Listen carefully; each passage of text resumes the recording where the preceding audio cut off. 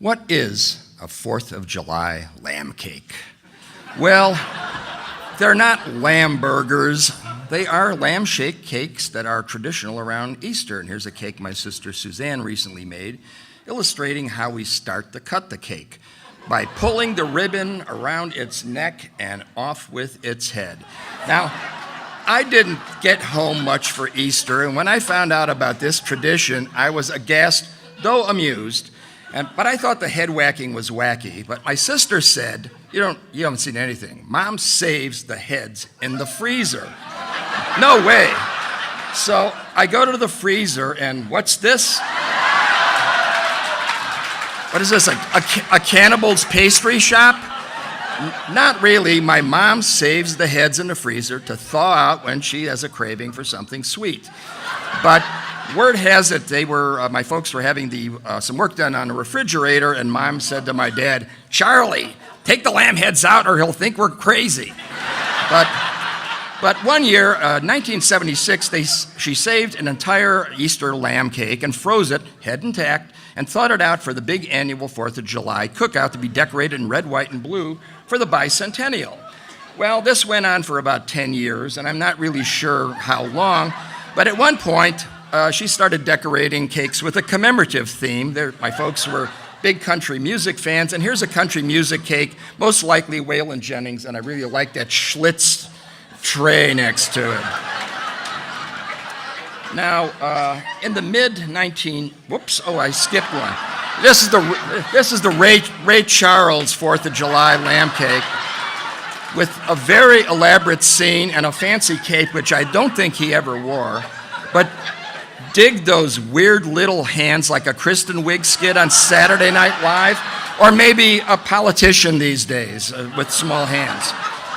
In the mid-1980s, the Statue of Liberty celebrated its centennial and underwent a major restoration. Here we have a Statue of Liberty 4th of July lamb cake, very appropriate. Now, each year, the theme of the lamb cake was a big secret to be unveiled near the end of the cookout, and with a lot of paparazzi ready to take pictures. This is a Hawaiian hula lamb cake with creepy eyelashes and a kind of a nice grass skirt. We couldn't figure out why in the world she made this in the first place, but there you go. Well, in the 1990s, we're getting into the 1990s here, and this is the commander of the First Gulf War, General Schwarzkopf, as a lamb cake.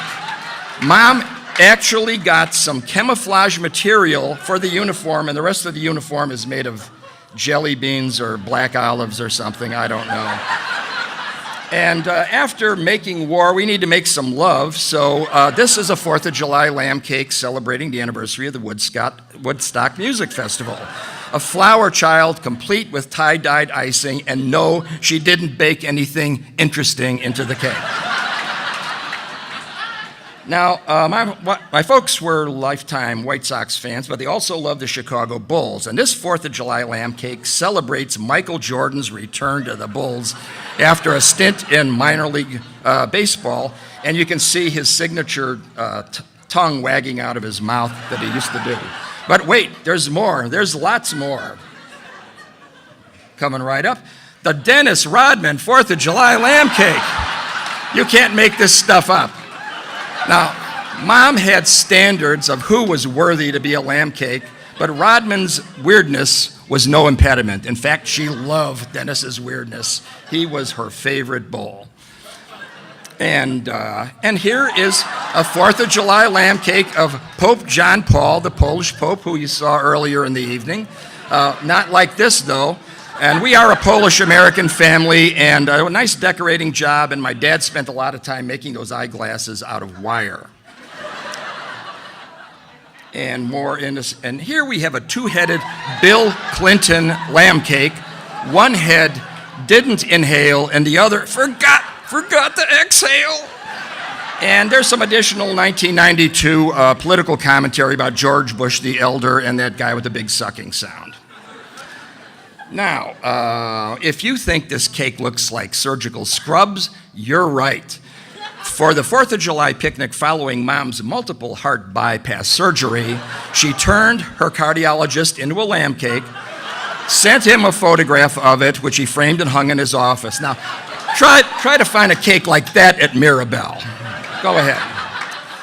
Well, the change in the millennium from 1999 to 2000 was a big psychic jolt for people at the time. We're used to the 2000s now, but it was a big deal at the time and celebrated the world over, including this kind of weird-looking 1999 lamb cake, a really weird face.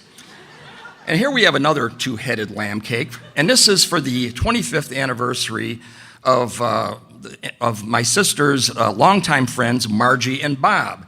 And following my mom's death in 2009, Margie took over the 4th of July lamb cake responsibilities. And here's one of her lamb cakes. It's a Lady Gaga lamb cake, Gaga cake.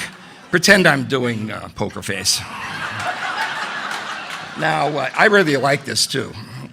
Now, after my dad passed away in 2014, there was one more final 4th of July picnic, and the tradition came to an end, and my dad appropriately was the last 4th of July lamb cake. That's my dad pictured on the right, and Margie in the cake on the left, complete with Dad's goofy Uncle Sam hat, which he wore every 4th of July. And the final slide coming up, any second now, is the folk art lamb cake artiste. That's my mom. And there she is. And the backyard and the family home we have here will soon be the new home of the Serrano family, and I hope they have as many memorable times as we did. Thanks to Rita, Suzanne, Marty, Margie, and Betty for contributing photos. Thanks to our audience for sharing, and remember to eat your cake.